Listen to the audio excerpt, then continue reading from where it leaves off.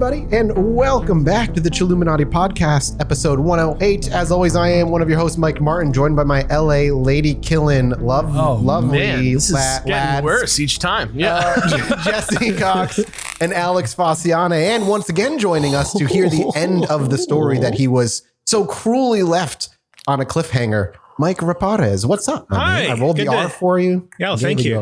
Good to be back, you guys. This is going to be fun. I'm very excited to hear the rest of this story. I don't know how they talked you into this. I don't know how they convinced you. Alex must have been a great guest. Yeah, he's always a great guest. Fantastic guest on Video Game Apocalypse, the podcast I regularly host on the LaserTime Network at VideoGameApocalypse.com or LaserTimePodcast.com. Nice. Oh, look at that. Nice. I like that. Good show. We like it here. Smooth plug-in.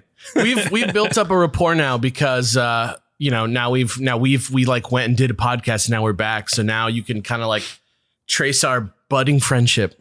Look through 3 episodes, and it was a good time. I had a good time on that show. So you guys should go listen to it if you're out there wondering what that's all about.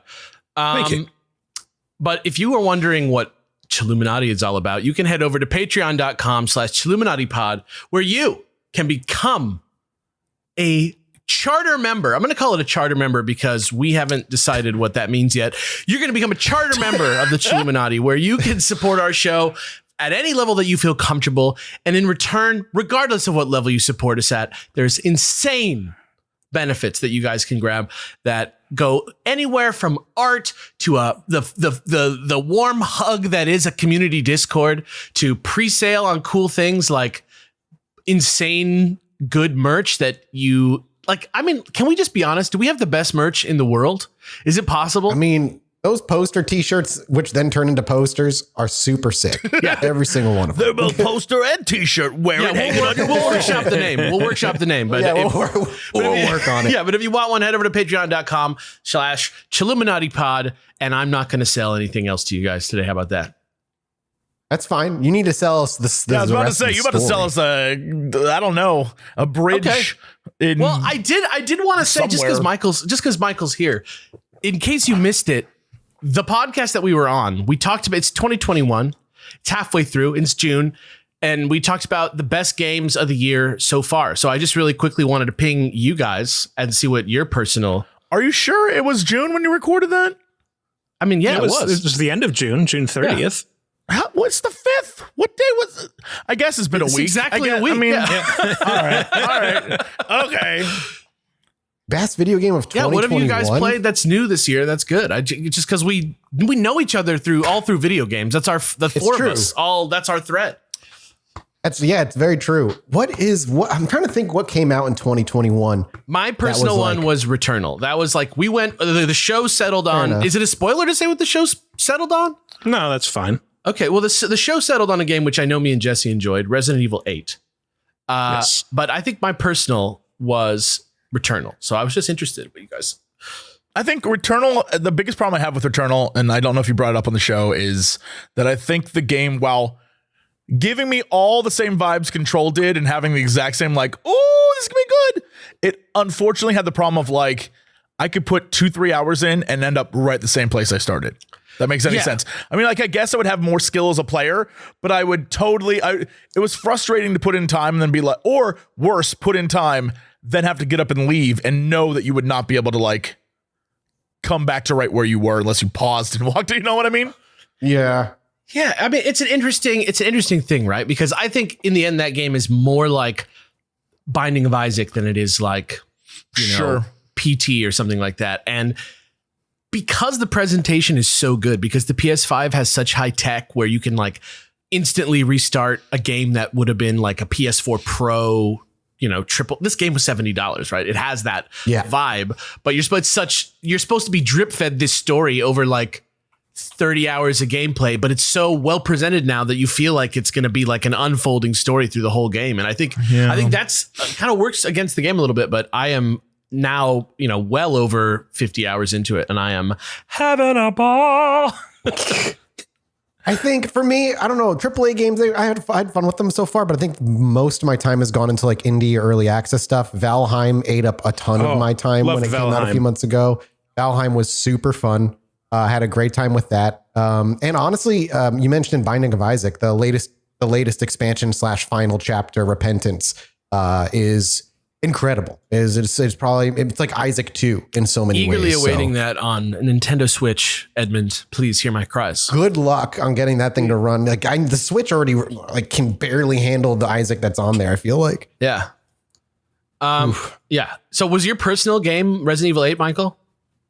Yeah, I think it is easily my personal game. I think for that question of the week at the end of the show where we ask the listeners, I went with sort of it was mostly Valheim because we've already given this its props. But if you ask me about it for 20 minutes. Outside the context of that show, yes, it is absolutely Resident Evil Village. I love that game. I finished it 5 times on speed run and Village of Shadows and all that shit. So yeah, I missed the shit that they added back in for this. You know what I mean? I realized I loved 7, but when I played 8, I was like, oh yeah, I love all this shit, and I was glad to see it back. Just to drop some knowledge, I guess this is knowledge, just it doesn't matter really. But just some of the things that people loved this year, and based off of, everyone's favorite Metacritic, this is what, just from top to bottom, this is what the most popular or highest rated games are. I guess not popular, because one of them I'm like, I don't even know. Just really quickly, obviously Disco Elysium, the final cut came out, and that's, I love that they gave that voiceover. Yeah, great game. Yeah, 100%. Ratchet and Clank Rift Apart just came out. Everyone that I know who's played it loves it. I beat it. I just barely played it last week when we talked on the show, and now I've beaten it, and I'm like, it rules. Yeah, It Takes Two is another one that people are like, ooh, I haven't played it yet. Couldn't tell you. Which one? It Takes Two. Oh, yeah. Same. Haven't played it yet. I haven't played it because it takes 2. It gives me anxiety to have a second person there. I'm going to give a shout out. Yeah. Oh, sorry. I was saying, I'm going to shout out to There Is No Game Wrong Dimension launching on Switch. That game's amazing. If you haven't played it, you should play it. It's a game that doesn't want you to play it. It is hilarious. It's very funny. Okay. Then out of nowhere, this is what I don't understand this. The game that is the #1 highest rated game in 2021 so far, The House of Fata Morgana, Dreams of the Revenants Edition.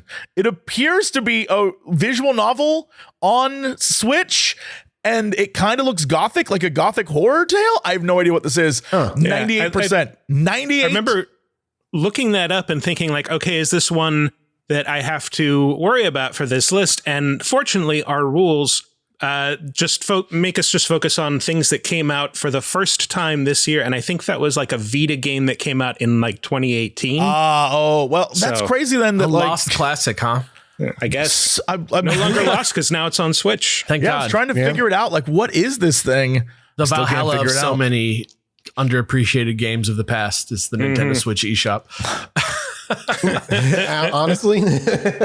But yeah, I don't know. I just thought it would be fun to take your guys' temperature on that because it's been a weird year for games, I think. And, it's just a fun thing to talk about.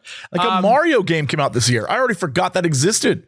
Yeah. Super lit one, too. Oh, yeah. I haven't even played it yet. Yeah. All right.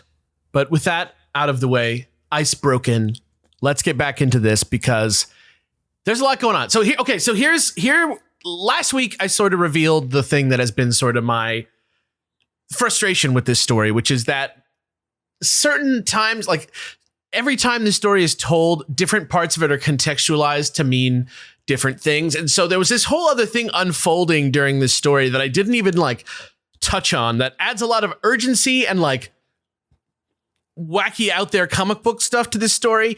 So today we're going to get into that.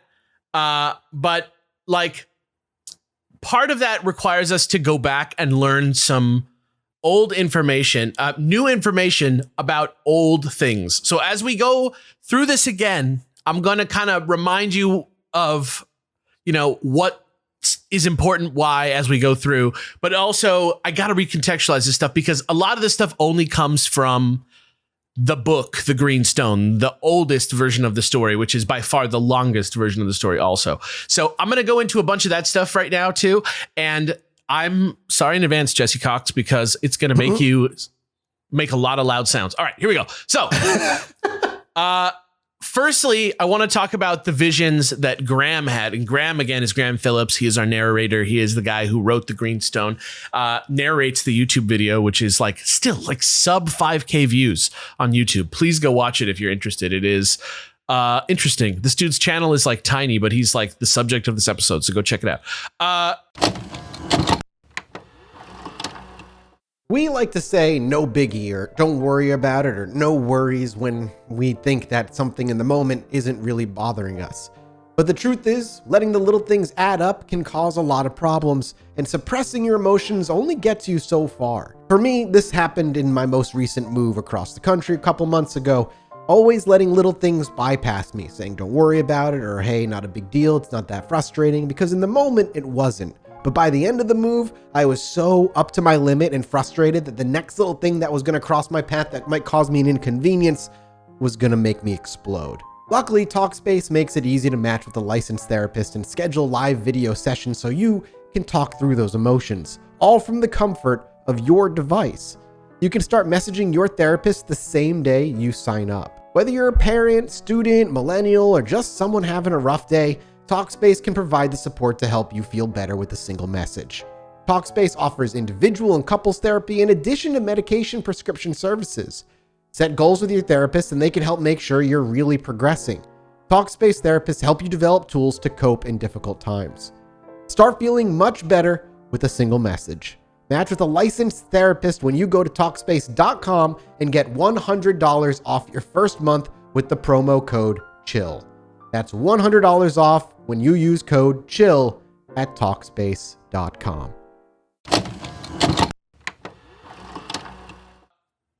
But yeah, so the story as it was told last time was that he was undergoing some sort of separate test when he like went into this trance and channeled this voice that was like talking about all this stuff about the Rosicrucians and this secret society that they made together with the English Catholics. And I also took the aside that the Rosicrucians aren't really a secret society and are more like an allegory for like new ideas, et cetera, et cetera. But what actually is the truth, according to this story, is that he actually, and I think I did mention this briefly, which is that there is this character called Joanna that is like who he is channeling. So like when they talk to him, they're like talking to Joanna and he's like, it's Joanna, this girl that I like barely knew in college. But then they asked her and she was like, I don't know. So nobody knows what the deal is with Joanna, but that is the voice. Yeah. What's up? Can I burst in with some Rosicrucian knowledge that was dropped by one of our listeners from the last episode? Some fun stuff about it real quick? Yeah, absolutely. They said they have some fun facts about the Rosicrucians. One of them is that they actually just used the picture of the cross as their icon. But Martin Lutheran, the founder of the Lutheran Church, was said to be a member of the Rosicrucianism community before he founded the church. In fact, if you look up the Lutheran cross, it was a rose with a heart in it. Now, I may not be completely agree with 100% of what Alex said, but I do find the green stone an interesting story myself. So, Lutheran cross. Did we talk about that the last time? We did. The Lutheran cross was similar to the Rosicrucian cross? We talked about how a lot of other organizations out there, like the Masons and obviously like the Lutherans, like they all sort of like loved that imagery and that vibe and that story. And they just all sort of like, just like took the baton and ran with it in different times. Yeah, I mean, it's sort of like a weird meme in history, the Rosicrucians. Very much so. Okay. But actually the first time that Joanna showed up, this spirit guide, was just during some breathing exercises as part of a meditation exercise. And suddenly Graham lapses into this strange sort of like stillness, like he like becomes more motionless than people who are being motionless are, stops breathing even. And Andy was like, dude. But then all of a sudden he starts like whispering. And it seems like Joanna's literally speaking through Graham. And the voice that's coming out is using Graham's vocal cords, obviously. But if you hear Graham's voice on YouTube, you can see it's not a very feminine voice, but this voice was in some ways allegedly rather feminine. And it was warning that all the weird psychic visions that everybody was having was because this important task was coming, and it dated, not like we said last time, just to the 16th or 17th century in Europe, but even further back, even farther away to the 14th century BC, during the rule of a sort of like notoriously offbeat pharaoh, who you may know. And if you do, maybe you can confirm or deny some of these facts. His name was Akhenaten. Though apparently all this was happening, as all this was happening, his partner, Andy, who's the guy who's like the editor of the magazine with him, head researcher, he's recording this with a tape recorder. But when they call it back and like play the sounds back, all that you can hear, instead of what what Andy says, Graham said, all they can hear on the tape is Graham over and over again in a like very loud, clear voice, just going, Akhenaten, Akhenaten, Akhenaten, Akhenaten. So he has this like 15 to 20 minute tape of Graham saying Akhenaten and then just stopping at the end of the tape. So that was this first contact. And he was like, what? And then Joanna was like, stay with Graham because I'm going to return. And later that night, the same thing happened again. Graham falls into a trance, stops breathing. Boom, we got Joanna instead of Graham. Graham is the vessel of Joanna, et cetera, et cetera. She said this was all meant to happen. This is like, she's like, actually in this story becomes more like almost like Zordon, which is kind of wild, but she kind of is. And she says this was all meant to happen and not to worry because Graham was going to be okay, even though he was like going into these trances, but that she was taking him over anyway because it was really important what she had to say and they needed to listen. And obviously, again, please take this with a grain of salt. This is alleged hearsay from the allegedly channeled spirit of an alleged college acquaintance of a man who was allegedly in a trance. You can't see it, but Jesse is just shaking his head back. Yeah, the great thing about all this is how hard it all would be to fake. Yeah, extremely difficult. You don't have to. I mean, that's just. I feel like if you're listening to this show, you know that's the vibe with the Alex episodes. If you can't trust your friends, why are they friends in the first place? Especially if those friends are ghosts of people that aren't necessarily your friends in real life. Exactly. But okay, we do need this info because this story will resonate with this info. Just gonna drink my coffee and sit here and let this play out. Okay. All right. So here we go. We're going back to ancient Egypt. Back in the 14th century BC, the pharaoh was a pharaoh called Amenhotep IV, who was like young, greenhorn pharaoh, not ready to lead. He was seemingly kind of like trying, a compassionate guy, but maybe just didn't have the experience. It was maybe too much of a sort of like socialite, like a young hot boy socialite prince to have the experience needed to like make these type of decisions well, right? Do we know how old he was? Out of curiosity, I'm curious now. I mean, you can look him up. This is Akhenaten. He's a real pharaoh. I'll Google it. What's his name? Akhenaten. Anaksunamun. No, that's from. That's what I wanted to be. That's from the Superior Mummy and films. Imhotep. Imhotep. No. Okay. So he's real. We'll get into that real. Actually, because he is kind of an interesting cat. But apparently word about Akhenaten gets out in the ancient world. And he wasn't even 20. Yeah, he was a young boy, but that's like middle-aged in ancient Egypt. So do with that information what you will. Like so many pharaohs were like 10 and then they just have like the pharaoh's gang posse that would like run shit instead of them because, Egypt was crazy. The idea that there was a civilization going on that was like comparable to ours in like a lot of ways in that long ago is like mind blowing to me. But anyway, because word got out about Akhenaten. Oh, sorry. I was wrong.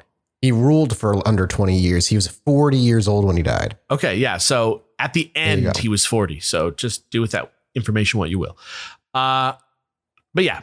So word gets out, the ancient megalithic people of Britain and Northern Europe, like the people that made Stonehenge, those types of, that's what a megalith is like a big ass piece of rock that they made.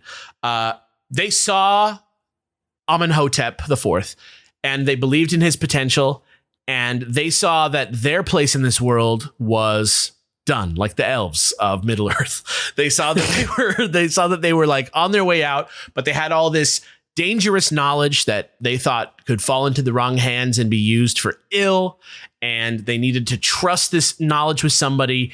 And so they decided to travel the Middle East and share it with Amenhotep. And again, Joanna is saying all of this, the ghost of a friend of a man. So again, this is not from the history books. Incredibly reliable. I trust you, dude. You don't have to convince me. So upon receiving this knowledge, allegedly Amenhotep becomes extremely enlightened in his own mind, changes his name. This is when he changes his name to Akhenaten, founds a new monotheistic religion for Egypt, which is an extremely unpopular move. It splits Egypt in half. He freaks out. He's like got his own little world around him. He builds a new city and moves all his shit over there to be the new capital of Egypt. It's totally insane. Everybody is alienated from him who he's trying to rule. He like changed the art of the entire kingdom. Like if you look at art from Akhenaten's rule, he like made everything sort of like bulbous. People even like theorized that he was sort of like he had some sort of deformity, physical deformity that he was like pushing onto people or something, or he had some sort of condition that rendered him, just a different form than most people were. And so he like tried to establish that as the standard of beauty for the kingdom. So people just fucking hated this guy. And he died, and then literally they like erased his name from history, chiseled his face off of everything. Like I saw an exhibit one time at the LA Science Center that was like every single artifact that there is about him. Super fucking interesting shit. But yeah, that's cool. He was extremely hated. You want to know the best, speaking of how hated he was, you want to know the best fact about this? The famed boy pharaoh, Tutankhamun, was originally named after him, but hated so much that he changed his name. I get it. Wow. Yeah. I believe it was Tutankhaten or something like that. Literally named after this dude. And then it was such a hated thing that they changed his name. It's like people like that are named Adolf and shit. They're like, Yeah. yeah. This guy was so disliked in Egypt that they were like, nah. They like Alex said, they tore down all of his statues. They removed him from history. Yeah, he got X'd by like everyone.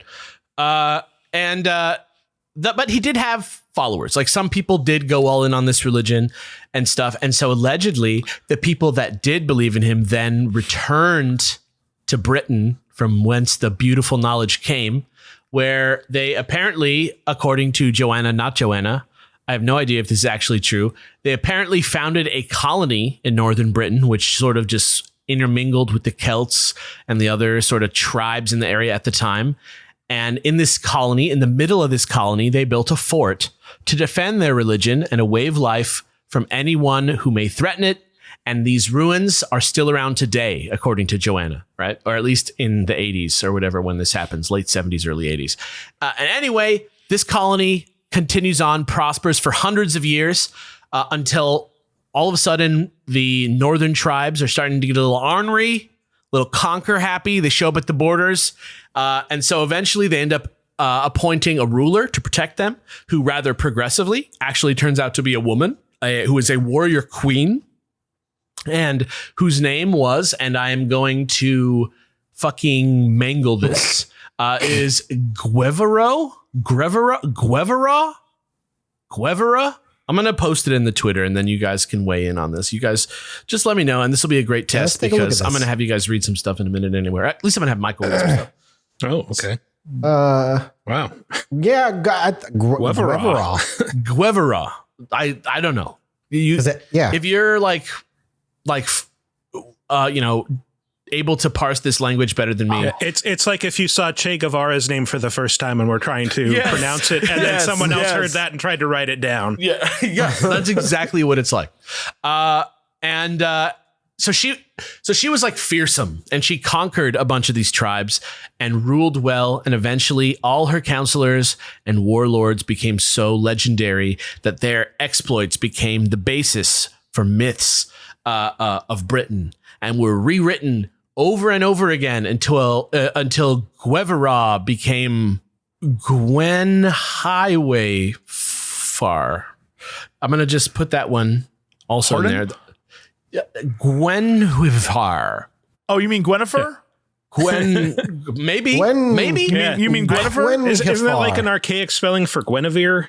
Yes, because that's actually. Is that where we're going? Is that where we're going? That's where, yes, that's where we're heading. Okay. Apparently, this warrior queen became Gwenhwyfar and then eventually Guinevere, and she got demoted because, dudes from Europe are insecure. And that's when she became the wife to King Arthur. Isn't that supposed to be? Wasn't there a movie? Oh my! Was there a King Arthur movie that came out in like the early 2000s? The one with Keira Knightley? Keira Knightley was supposed to be this character. Yeah. Yeah. And I'll say this right now, just in case you're wondering. Guevara, no record. But Gwenhwyfar, that's a real thing. I'm sorry to anyone who can actually pronounce that. It looks like modern day, like Welsh or something. Just something that I just cannot parse. Probably like the AUGH is like pronounced like ugh or something like Guevarach. Yeah, I like it has that vibe for sure. But anyway, all of that's connected. According to Joanna, the secret Amenhotep, Akhenaten, Guevarach knowledge persisted through Roman occupation of Britain, through the Dark Ages via an inner sanctum of individuals known as the Nine from the video game Destiny, just kidding, who passed it down until Guevara had been gone now 2,000 years in the Middle Ages, when it was passed to another sect of secretive guardians. Who else? Who is inevitably going to appear in the story? Say it with me. The Knights Templar. That's right. Who used this knowledge selfishly. Apparently, that's where it all went wrong. They used the knowledge that was sacred knowledge selfishly to gain power and influence throughout Europe, like in the video game series Assassin's Creed. Yes. And also like in Assassin's Creed, this unnaturally won power and influence eventually spawned a mysterious and secretive, an occult-focused opposite group of the Templars, which was dedicated entirely to their destruction, kind of like S.H.I.E.L.D. and Hydra, more than like how it is in the games, really. But like Assassino. Yeah, in this story, it seems like the other sanctum or whatever is like pretty scary. So I don't know what the vibe is, because it also seems like the Templars are kind of like not good guys in this. They like kind of like failed and got corrupted by power. I don't know. It's not a story. It's just real, right? So we just got to take these historical real facts as they come. But apparently in 1307, this all came to a head because that is the day, and this is real, but Joanna also said it. October 13th, 1307, all the Templar leadership was like arrested and destroyed in Paris or something. Like it was like a great like Game of Thrones style moment. That was basically because the Pope, it was when the religion had split, if I remember correctly, and the Pope basically wanted all their money and told them that they were doing, like, the publicly said that they were doing shit that we hear today, baby eating, that kind of thing. And that was their justification for wiping them out. Yeah. Shit was fucking wild. History. Yeah, shit was fucking wild back then. It never stops repeating itself. It's the same shit over and over again for thousands of years. It's just Dwarf Fortress. It really is. Oh, God. But this was also freaky to Andy, who's sitting here listening to Graham's Joanna, because as it happened, the day that she was saying this was October 12th. And according to her, this was no coincidence. She explained that they had a very serious task before them, and that if they were not careful, the same dark forces that were brought against the Templars could be brought against them now, this new fellowship that was like brought together with these psychic visions. So they had to make sure and be at the ruins of Guevarach's colony at the stroke of midnight, the morning of October 13th, just a few hours from the moments that they were talking, at a place called Berry Ring, berry like the fruit. And here is a quote from Joanna to set the mood a little bit. So if you'd be so kind as to read this, Michael, I got you. You're going to be the narrator today. You've heard me preach about how much I love my Felix Gray blue light glasses that I've been using for the past couple of months, because they've truly made an impact on me over those 5 months, from less headaches to actually falling asleep a few hours earlier than I used to without having to fucking sit there and just be beamed with blue light all night long. 5 years ago, Felix Gray realized that our eyes weren't meant to look at screens all day and designed glasses to make daily screen time more comfortable and the workday more productive. Now, more than ever, Americans are spending more time on computers, phones, tablets, gaming, and so many other sources of blue light throughout your day. And Felix Gray glasses are not like the other blue light lenses. They actually filter 15 times more blue light that can make screen time tough on your eyes and disrupt your sleep. And you might be wondering how? Well, let me tell you. It's because they actually build the filter into the lens itself, where most blue light glasses put a film over the lens instead. If you can feel your screen time, or if you're not sure if blue light glasses are right for you, start with the best in blue light and try Felix Gray. With their 30-day money-back guarantee, there's literally nothing to lose but your eye strain. Get your pair of glasses made for the 21st century and designed by modern, hardworking eyes. You have nothing to lose except the eye strain, so just go to felixgrayglasses.com/chill for the best blue light glasses on the market. That's FELIXGRAY glasses.com/chill. Free shipping, free returns, free exchanges. felixgrayglasses.com/chill. Okay, sorry, is this in the... Okay, I got it. Yeah, it's all pictures because it's... The task that befell Akhenaten, that befell Gwevroch, and later the Knights Templar, has now been reawakened. This work has now befallen many people, including yourselves. This task, what is it? Asked Andy. You will know soon, but there is no time to explain it now. There is something you must do, and it must be done quickly.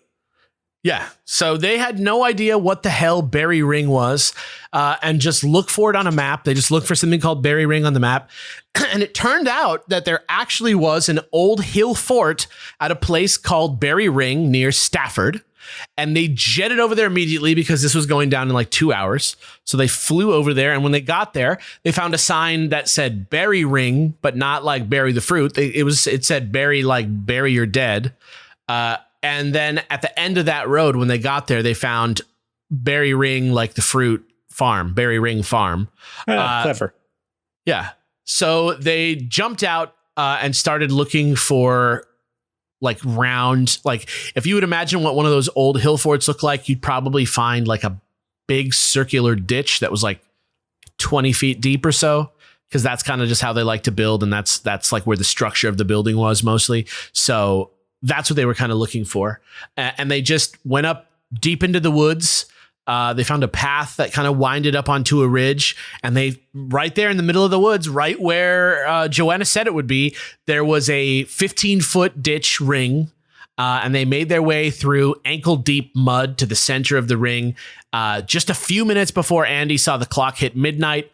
And then right at midnight, they looked into the sky. They were compelled to look into the sky, and both of them got overcome with the extreme feeling of something being wrong and scary, and they couldn't move or react for 15 minutes. They just stood there in silence, in feeling really, really, really bad for 15 minutes, and then immediately they both were like out of it at the same time, and the feeling stopped, and they walked back to the car.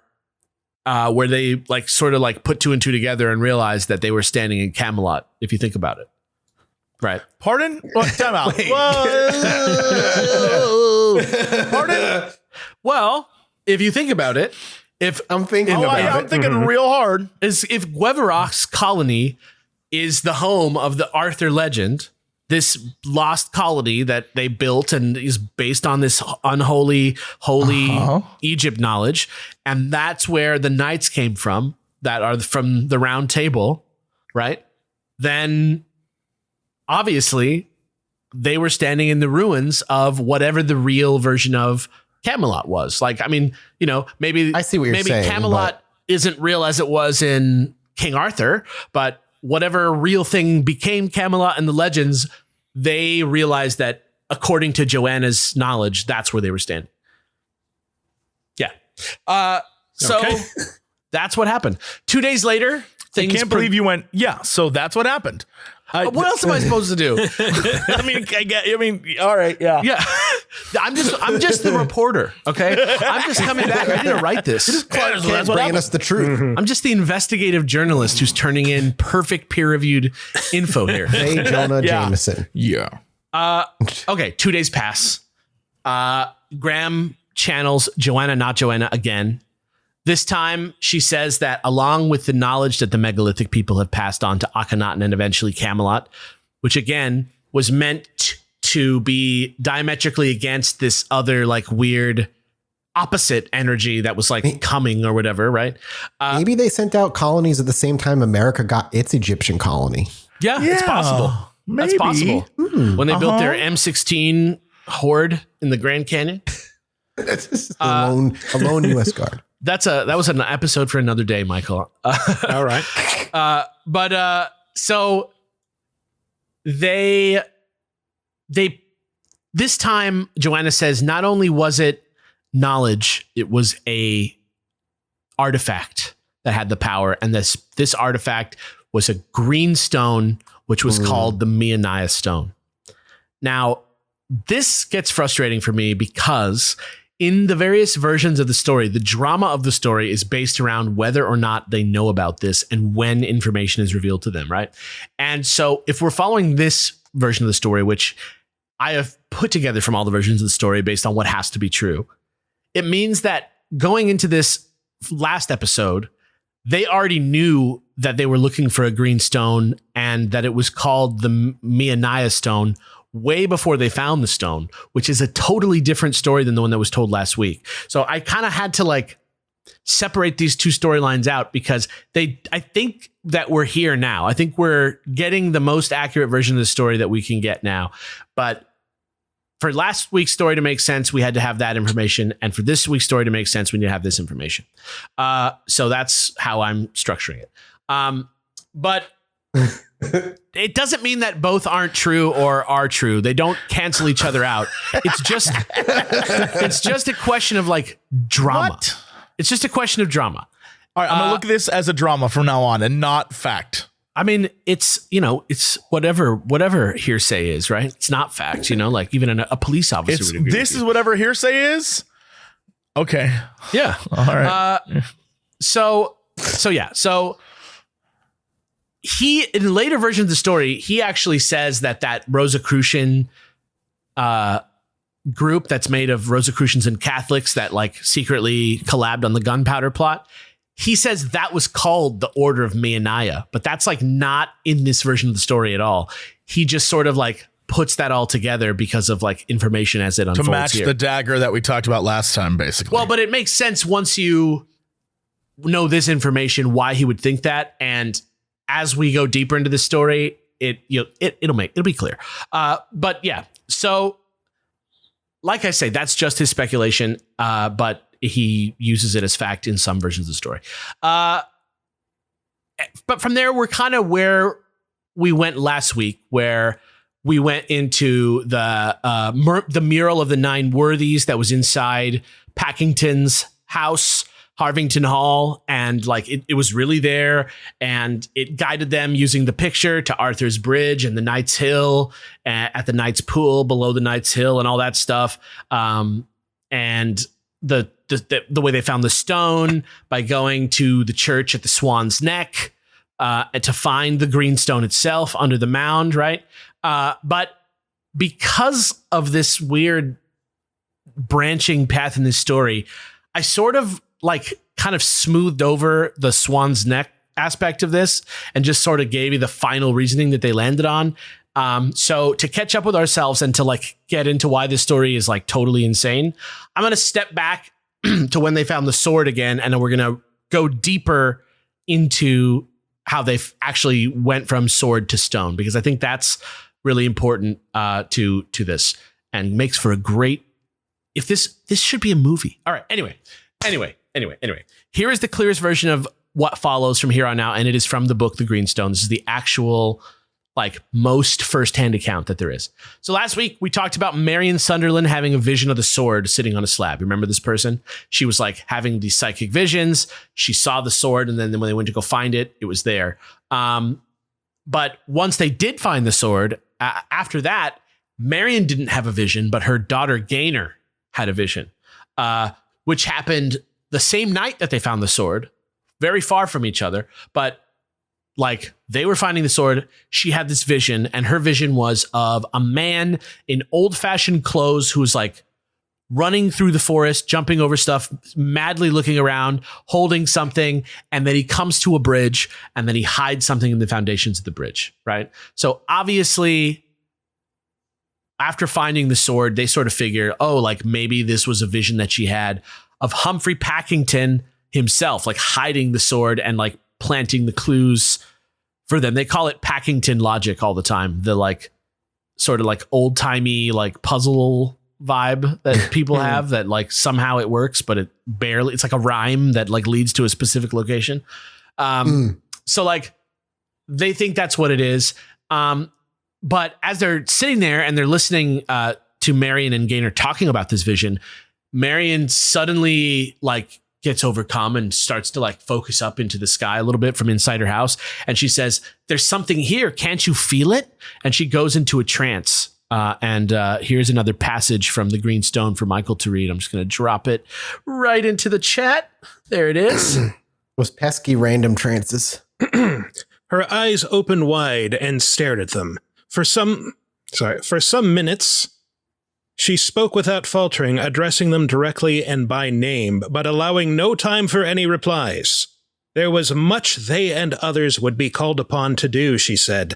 Those who were to find and possess the stone were to prepare for a task to oppose a force beyond their capabilities to understand fully. Who are you? Graham urged. The voice did not reply. Do you know where the stone is? Still, she did not reply. Can you tell us why we have been called upon to do this?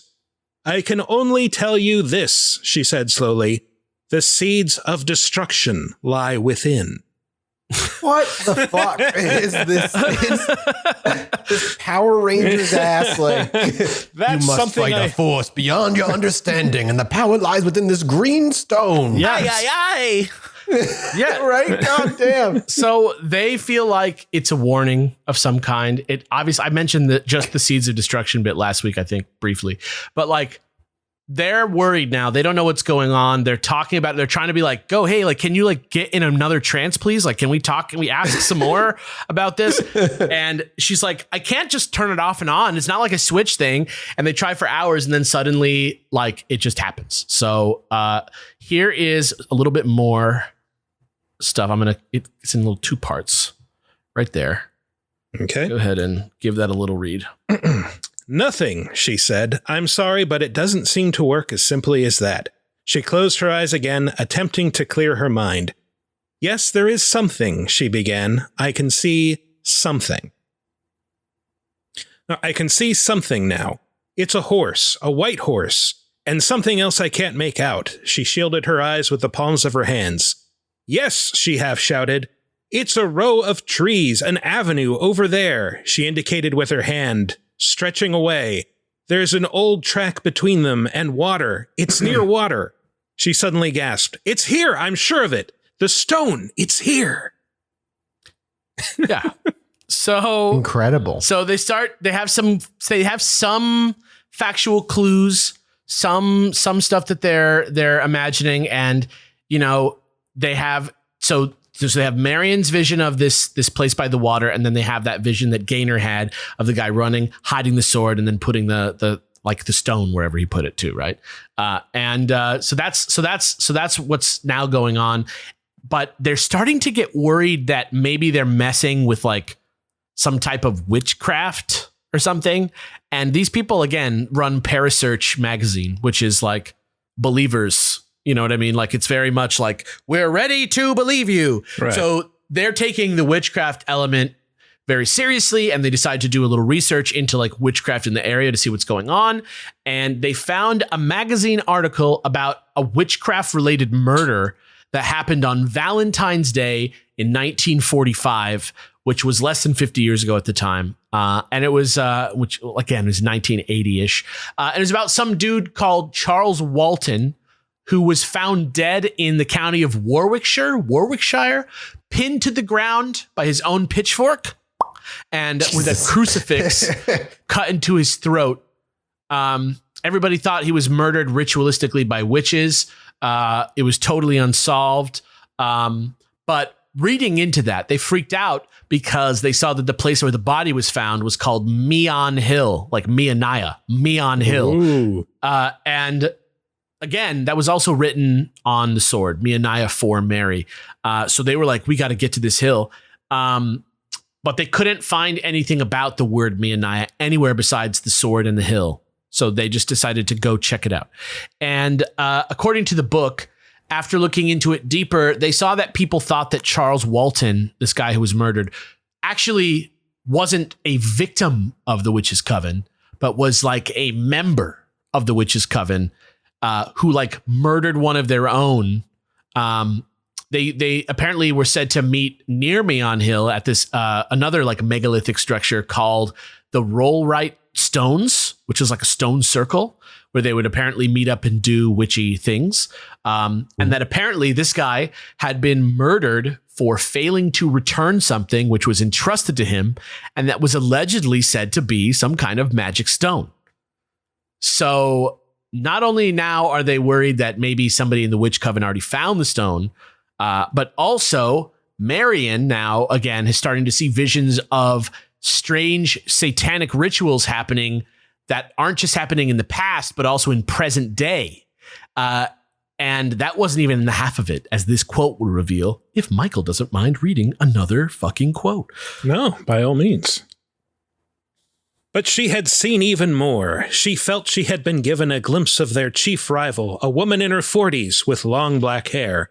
John Avis and John Ward also said that they had psychic impressions of a woman of similar appearance who was the high priestess of a strange and fanatical sect.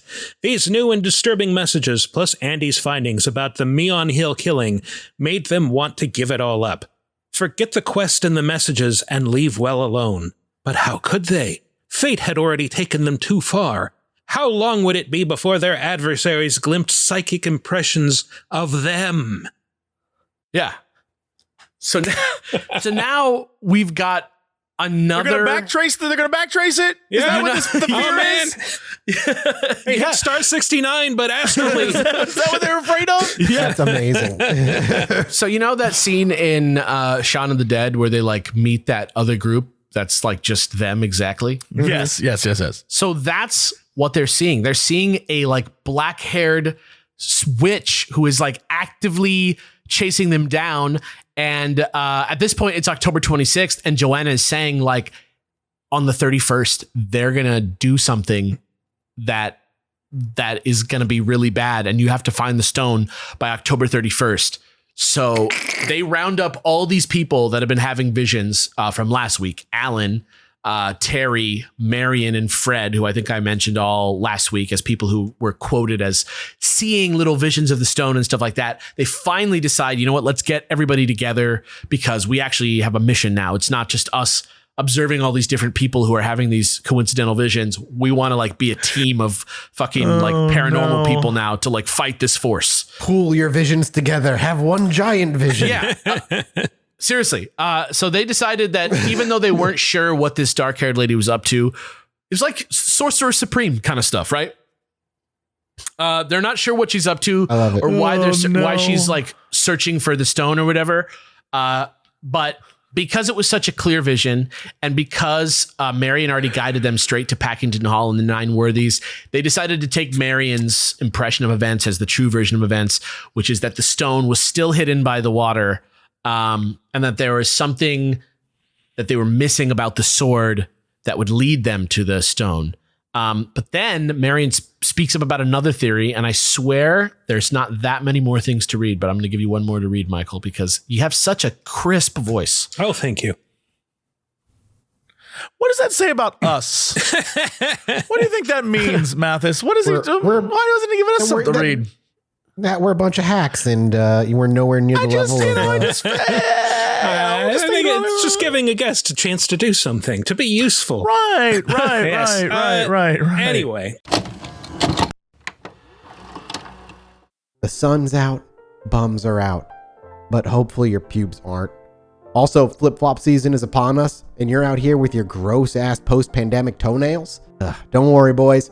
I've got you covered with our friends over at Manscaped. They just launched their 4th generation performance package and their Shears 2.0 nail grooming kit.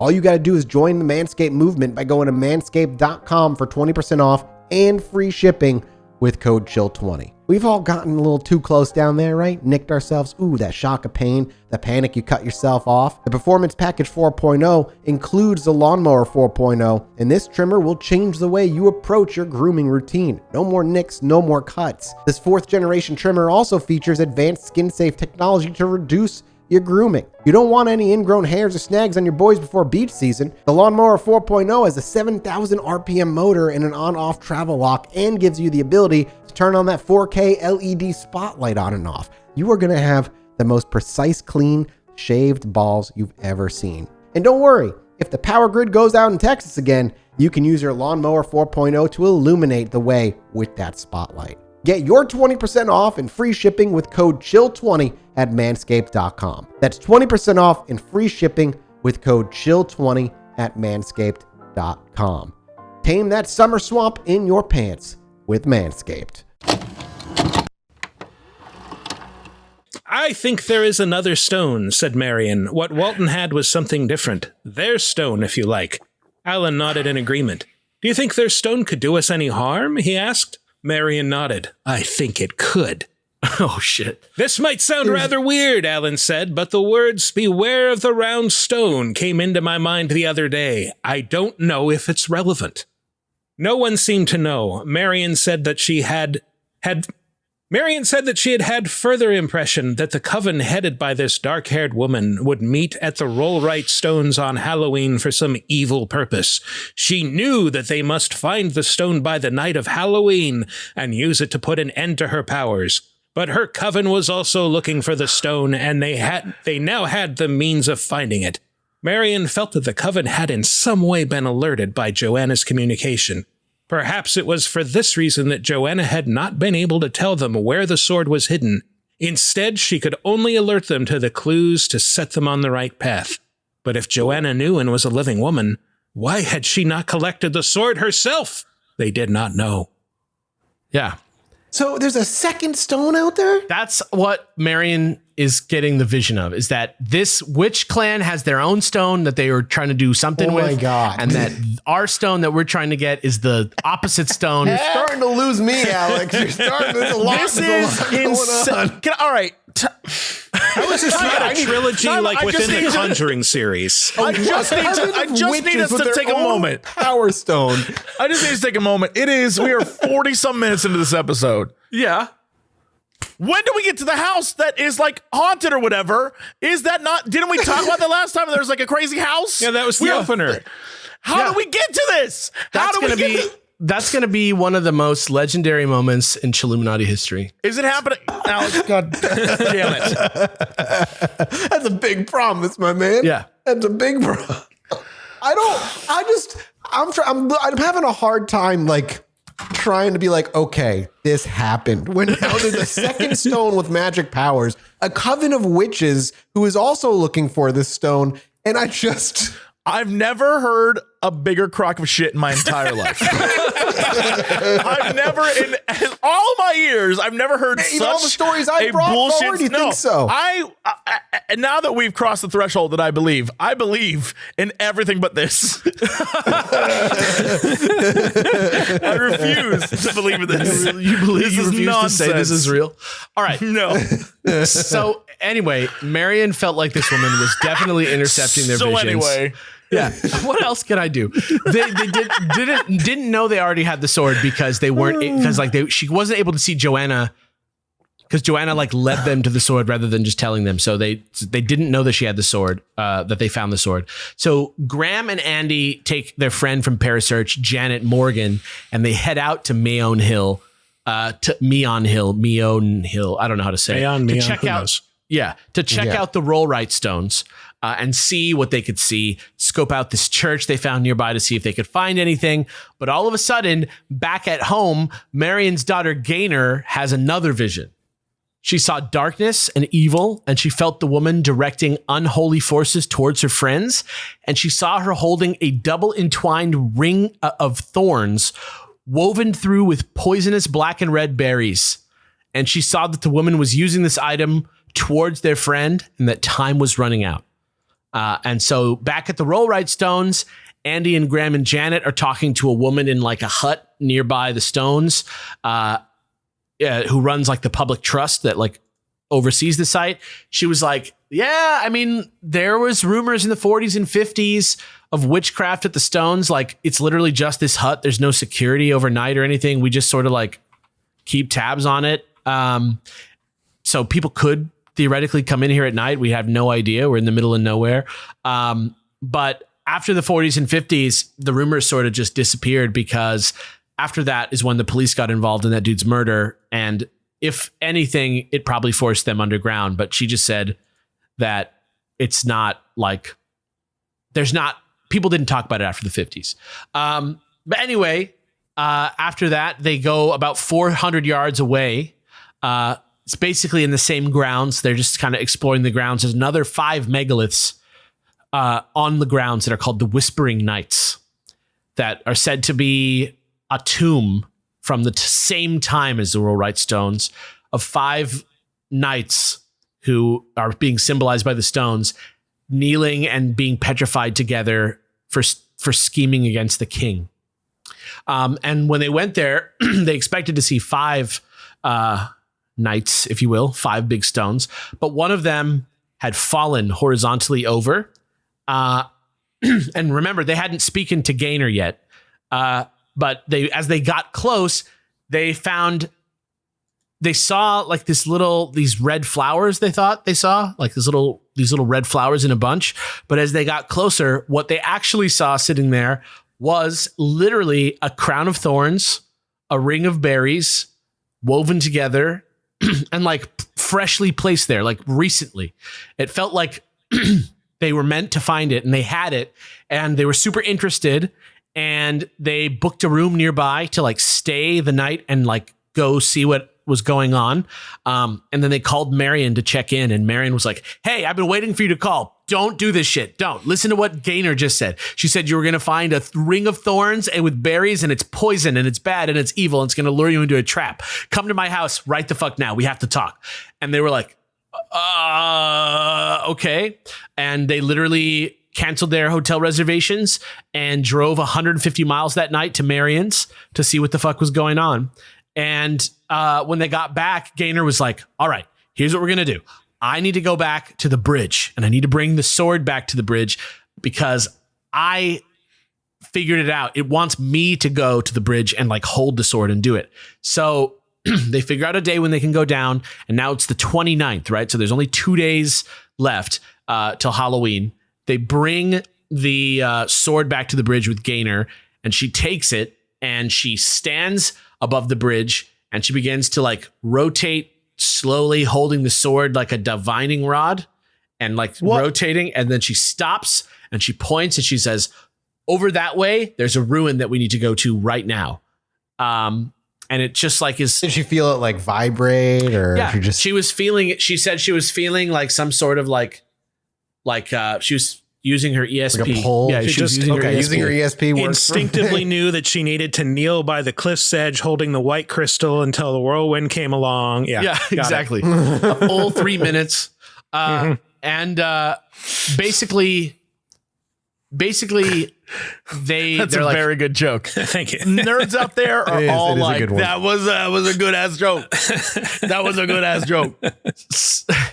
yeah. So they walk out like about a mile or so in that direction, and they find a Gothic castle with 2 turrets that's like totally ruined and just like crumbling. And a girl shows up on a horse while they're investigating the tower and talks to Marion. And Marion says that the girl told them, and the girl just took off. The girl said, oh, hey, what's up? Oh, this castle? Oh, no, it's actually not that old. It's actually from the 18th century. It wasn't old enough to be where the stone was. Like it wasn't around when Packington did his ride or whatever. But Marion saw that the girl was riding a white horse, like in her vision. And so she was like, I must be in the right place. And she told them that they were onto something. And Gaynor goes into the tower because she feels she's being called there. And when she gets inside, something super weird happens. Halfway up the tower, she's with everybody. She's with Graham and Andy, and they're all making their way up this turret that's like kind of scary because it's a little dilapidated. And they start to hear like insane crashing sounds and thuds. And nobody really sees anything, but like little bits of rock are like falling on them, and they hear like big flapping sounds and like big thumping and stuff. And everybody there agreed that it sounded like there was a big ass bird, like a insanely large, like rock sized bird flapping around in the attic of this turret before like flying out the window. And they got up there and there was just nothing there. And they were just like, what the fuck was just in here? And morale was low, and they were empty handed after the giant bird encounter. And all Marion can think about was that in her dreams, the Mary Queen of Scots, sometimes referred to as the Swan. And there's 2 days left. And so that's all they had, was this idea that there was a swan. And Gaynor was frustrated because she felt like she was meant to get something from this. But it wasn't until later when Graham was asking her about her dream some more, trying to get her to regress to get some more info about the old fashioned guy running through the woods, trying to like relive that dream, that they got focused on the idea of river basins, because Marion was like, it's by water. So she was like, okay, I can see it. It's like a river basin. So they like figured that out. And then they were like, all right, there's only 2 rivers that are anywhere nearby, the Severn and the Avon. And the Severn is like straight, so it doesn't really have the features that they're looking for from the vision. And it doesn't have marshlands, which is like where this guy is running through, right? It's like the main key thing is that she can like see it. So she's like, well, anywhere along this river, is there anything like this? No. But on the Avon, there was. And that is how they found from last time the idea of the swan's neck, and the fact that Mary Queen of Scots is somehow related to the swan's neck, according to Marion, and the fact that there was that second star in the swan constellation Cygnus that was like representative of new knowledge in the swan's neck, somehow converged and made them check out the swan's neck, where they then eventually, like I described last week, found the stone, right? But because now that we have context about this, and I've now decided that the coven that is chasing them is worth mentioning for the drama of the story. Like the context of this was that they knew where to look.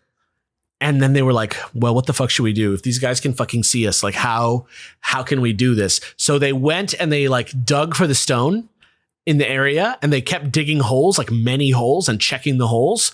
And then the one that they thought where it was, they dug the hole, grabbed the box, and then put a box in there and like hid it and covered up all the holes, and then pretended like they left without anything. But then they checked and they were like, oh shit, we got it. What the fuck? And then somebody had the idea of like, okay, if they're chasing us, we'll go back to the place where we were digging, pretend like we're still looking for it.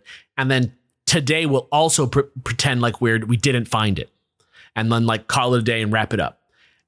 On their way that day to the river, a little white Ford Escort pulls out with these 2 guys in it, and is following them around all the way for like a while. And then it like turns off at a point, and then they go down to the dig site. So they were like, they thought they were being paranoid, and they go down to the dig site and start digging and pretending like they're looking for the stone. And then about halfway through the day, they look up and they realize that the Ford Escort that was following them earlier is like parked up on a hill, and the 2 guys are just out looking at them, watching them. And it's like, now it's like 1 day to go or whatever. Or it's like the night of on the midnight's about to roll around. They're freaking out. And so I don't know if they were being paranoid or what. I don't know if there really was somebody watching them. But apparently they were able to throw them off the scent. The midnight ceremony is 2 hours away. They arrive at Marion's house just in time with the stone. Everybody's like, holy shit, the stone is fucking real. Like, I cannot believe that there's really a stone. And then I'm gonna give Michael, like, this is like the grand finale of this story right now. Okay. Here we Tell you go. everything that happens. So I'm gonna drop these in. There's gonna be 4 of them, but this is a big one. All right. At midnight, as they passed the stone round, they all felt a strange vibration coming from it, a sensation almost of warmth. Marion took the stone. She now knew what had to be done, although she could not explain it to the others. As she held the Meonia stone in her hand, she felt it almost growing, pulsating with energy. She felt a mysterious sensation as she lay back in her chair. All she wanted to do was close her eyes, to sleep. She told them to sit round her in a semicircle and remain quiet. She was no longer in the room. The stone seemed to vibrate. She felt a cold, biting wind on her face. Then there was darkness. She was standing among trees, and she could hear the wind through their leaves. I'm sorry, I've lost my place here. Okay. Then she heard voices, chanting voices, next to the fire, crackling in the light, burning wood, heavy smoke. She saw them, a huge circle of gray-robed and hooded figures around the fire, inside the ring of stones. The flames cast long shadows around them. A single black-robed figure stepped forward to the fire, a woman with long black hair. It was she, the leader! The woman threw back her arms and head, shouting aloud into the night. The coven responded. She chanted again, reaching out, stretching and clawing at the sky like a cat. Light, a sickly orange light, tore away the darkness above her. She shrieked in ecstasy. The coven chanted in response. Marion knew that the force of pure evil would manifest through the woman in physical form. She felt the stone pulsating, throbbing in her hand. A shape began to form in the orange light, a huge winged mass. Then came a cry of triumph from the manifestation. The woman screamed, her cries merging with the demons. Second. The stone burned into Marion's hand. She had to stop it. Use the stone. She felt the power growing within her, her spirit body overflowing with energy. Concentrating her entire force of will against the fiery abomination, she felt an immense shock jar her body. It was turning on her. There followed a brief moment of struggle. It was too powerful. It could overcome all that was directed towards it. She knew she could not destroy the evil by force. It thrived on such actions. She must return its own malefic intent. Use the stone to reflect its power. Light burst round Marion as she held the stone before her. The abomination recoiled. Enveloped in an intense whiteness, it gave a final embittered cry and was gone. The woman sank to her knees, bathed in white light. Then she ran in terror. The power of the witch coven and their priestess was at last broken. The demon was gone. Marion woke from the strange sleep and blinked up at them. She relaxed and smiled. "It's all over," she said, sighing with exhaustion. "We've won. We have done it. We've won. Now we can rest." The force had lost its power over the Warwickshire coven. That night, they all believed the evil had finally been destroyed. But in reality, it had lost only the first battle. Now it had an advantage, for at last it was aware of its opponents. And this is where the story ends. Oh. The end of the saga of the Green Stone. Book 1 ends here. There is more to this story. There is the question of how the Parasearch headquarters was left empty. But also, Andy has written a book about this called The Seventh Sword, and there is a whole other side of this story that is yet to be told. But this saga has wrapped up the story of the evil witches that were trying to destroy the world with their own stone. And I want to direct your guys' attention back to one thing that's going to make this come all full circle. It's going to blow your mind. Ready? So you would say that Marion at first followed her impulse to destroy stone with stone, overpowering one stone with the other stone. But then she realized that it was really that she needed to use her stone to reflect the power of the other stone to defeat the demon. Not giving in to her initial impulses, right? Okay. And I think that's what was meant by the seeds of destruction lie within. I see. Okay. Yeah. All right. So this is like when Can someone we talk about the Victorian house though? you have teased us, and there's no payoff. No payoff about What do you this mean? That Victorian was house. an epic payoff. That was a huge magic you versus magic literally were like climax. this would be like if we started a movie and it was like, this ancient house, some shit went down, and you'll definitely find out about it in the third movie. The hell with this story. It is literally like it's like you're a spaceman who came to Earth, read us Harry Potter, and as it was like nonfiction. You were like, and then Harry Potter fought Voldemort on the school grounds. Here's through the power of familial love, he defeated Voldemort and saved his friends. That's how you read this to us. Yeah, this was crazy, Alex. The reason it's frustrating though, because I do want to just say it's nonsense, right? I just want to say it's total nonsense because it's so ridiculous. Because it is. But at the center of this, there is a real artifact they found hidden in a real place, and a real mural on an unknown mural that they literally, it was just uncovered when they found it. It was like behind wood. You know what I mean? And it led them to where they needed to go. And the stone was real and was there and was checked. You know what I mean? Like, all right. That's there the thing there is no story in the nonfiction cat. There's like no historical story that ends with, that night, they believed all the evil had finally been destroyed. But in reality, it had lost only the first battle. Now it had an advantage. For at last, it was aware of its opponents. Their like League of Extraordinary Gentlemen That's never branch. been written in a history book or any type of science book. Or anything. That's maybe never more been people written. would be into the Bible if it was written like this. Did you ever think about that? Was like, Wait, yes, Alex, I need help. I need Little did closure. Aaron Where did the Brockovich house know. come from? Sorry. right? Yeah. Where did the house come from? Like what was with the house? is the headquarters of Parasearch. And they don't know why it fell apart. there's like a Ghostbusters 2 to this story that's like a separate story Oh my God. about a different Oh God. situation. I can't believe you punked us again. I You didn't punk you literally again. said, I'll You resolve got- it next episode. You got we Star brought Wars, back The our Return of the very Jedi. special guest. We brought back our very, and then you punked us again. This is I'm blown away. I'm this like, is the end of the movie. What do you mean? The Green Stone, it's done. We got it. I feel almost, unless the payoff is amazing, I almost feel like the way I felt after watching the first Lord of the Rings movie when I was like, wait, that's it? They just walk off? That's it?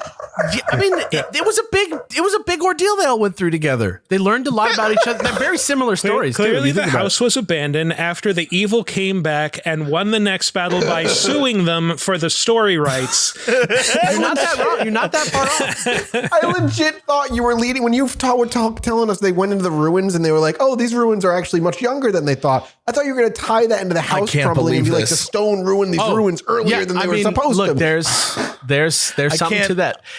What have you done? Look what you did. I can't believe this. I want to be honest with you. I thought that I was writing a 2-part story where like part 1 was going to be this story and then part 2 was going to be like later I was going to do the story of the house. And then I wrote the tease into the first half of this episode thinking it was all going to be one episode. And then you were going to get the tease for a later episode, like an anime, like a cool anime. It didn't work out as planned. But It's all right. But here's what's here. Just like the JFK episode. Unreal. Just like the JFK episode, this will hover around my head forever. And I will tell you what happens one day, but there is more to this story. So be ready for it. The problem is, Oh my God. The problem is that, and this is a thing with a lot of these stories where there's like one guy who does it, is that the stories change over time. And this version of the story here and the version that he told later, it's like maybe he has new information. I don't know. But the way that he tells the story on his video, it gets into a little bit about what happens with the ruined house, but it doesn't contextualize it in any way like it does. Like the way that I told this story yesterday, had you had any idea that there was going to be like witches in Egypt? Like no way, right? But No, but it's- of but course I did not think that's where we were yeah, going. but it adds so much more context to the story. And then we somehow ended on a PlayStation 2 JRPG cutscene of a white light blasting forward from the good stone against the evil witch and her coven They all of put their people. powers together and were like, yeah. They all at the same time formed The an evil witch spirit was bomb. like, ah! She vaporized. She was like, Now the studio, Oh my and now the studio has to get funding from the publisher to make a I sequel. swear to God. Alex, if we lose patrons after this episode, We won't. We always kind of do, right? But here's what I'll say. There is more to this story. There's one more story here to tell, but it's another story. So be ready for that when it comes out. But this was the Green Stone. This is the story of the Green Stone. The end of one thing is the beginning of another. what a fucking wild ass ride, Alex. Which war? The Green Stone, which war? That's what it should be called. The Greenstone, the Witch Wars Part 2. Like, I don't know, man. Alex, Jesse, is this the most insane thing Alex has ever done on the show? I have never hated something Alex has done ever. I've always been like, well, that was fun. That was a fun little adventure. This is again, the way you describe this, the way these quotes were read are like you literally found Harry Potter and were like, guys, I found this ancient story. A novel. Yeah. From the 90s, because it is a novel. I don't think this is real. I think you are telling us what a novel told you. I think this is a novel and you're reading it like you found Harry Potter and you're just like, there were wizards. Did you know that in the 90s in England there were wizards? They found the sword. It's in the news. It's real. There were witches, You can go Jesse. see this. You can go see the sword at John D's house. Go check it out. Somebody on the show, prove to me it's real. Go to John D's home. Check it out at the museum, please. There are fantasy books that include, like, there are many King Arthur books. So many of them. Yeah, there are plenty of fantasy books that include real things. I'm just saying, I feel like you were like, hey, I'm basing off this book, and I feel like you found a book, and we're like, this has to be real. And it was just like, I made it up. I don't know. Oh my God. I am blown away. We still didn't even get to the house. The whole point was I was like, why is this house falling apart? And you're like, don't worry, I'll tell you. And you still haven't. But we did get the witch war. The witch was defeated. The dark-haired lady. Good. And she tried those character development. She grew. Alex, you said in this episode that the Victorian house is going to be the greatest twist anybody's ever seen. We didn't even get to it. How big a twist is that?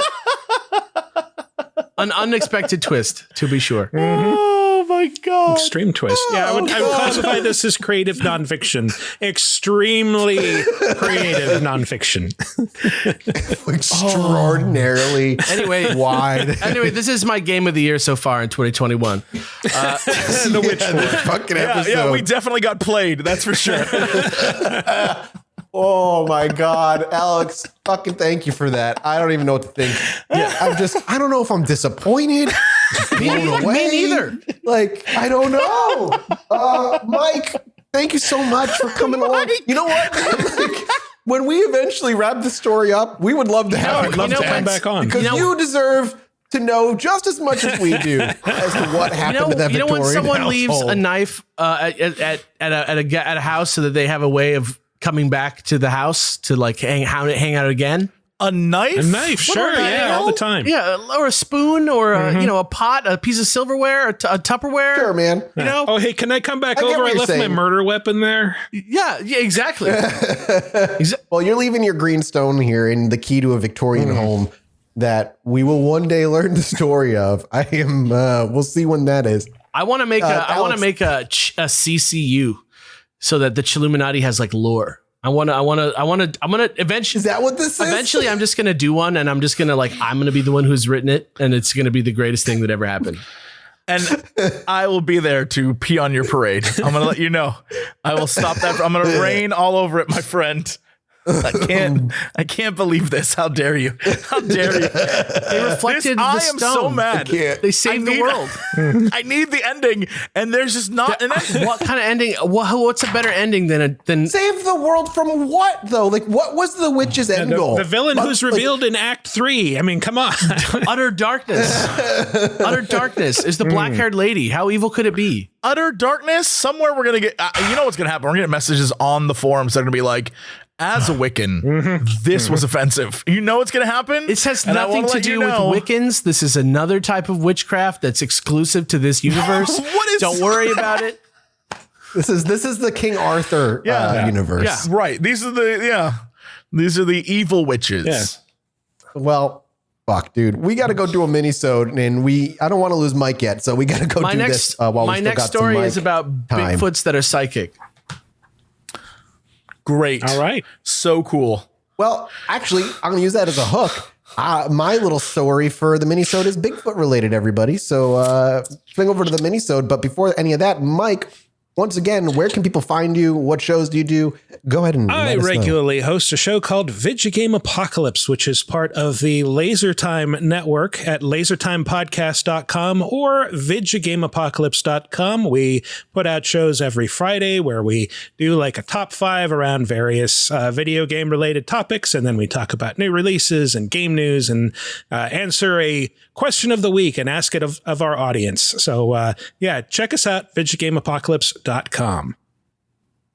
Sick. And Jesse, what's going on at the end of October? Hey, if you are in LA and you would like to come see Chilluminati live, we would love to have you. You can go to chilluminatipod.com and you can link yourself to the tickets.